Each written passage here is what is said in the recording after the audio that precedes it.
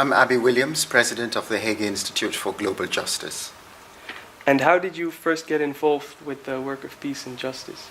Well, I first got involved in the work of peace and justice while I was teaching at the School of Foreign Service at Georgetown, where I was on the faculty and I was contributing to a body of scholarly work on peace and justice issues, and then preparing students for service in international affairs, and many of whom have gone on to do very interesting and important work. And then when I left Georgetown, I decided I wanted to join the United Nations and to work in peacekeeping. And my first peacekeeping mission was in Macedonia, where the United Nations launched an unprecedented and sadly unfollowed preventive peacekeeping mission, which helped to prevent the war, which was then spreading in other parts of former Yugoslavia from engulfing Macedonia. How was it when you were a young UN peacekeeper? What were your first experiences? Well, it was fascinating.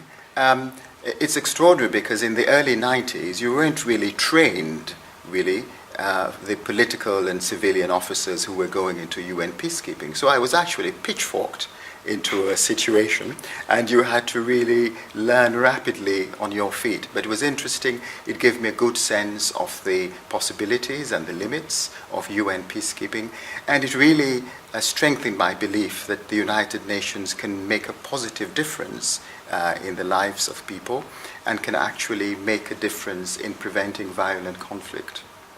What, in your experience, are the ingredients for success or failure of a UN peacekeeping mission?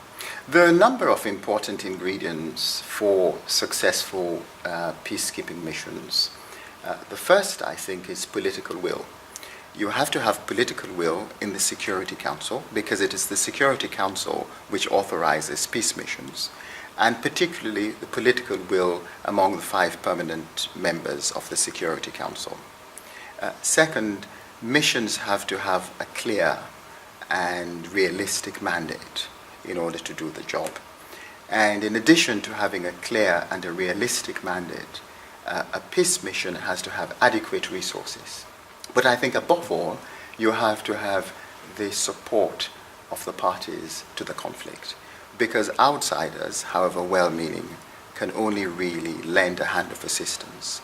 Ultimately, if you're going to be successful in a peace mission, the parties to the conflict you have to have their support, and they really have to be engaged because they're going to make a difference. It is not internationals, but nationals who actually build and rebuild nations.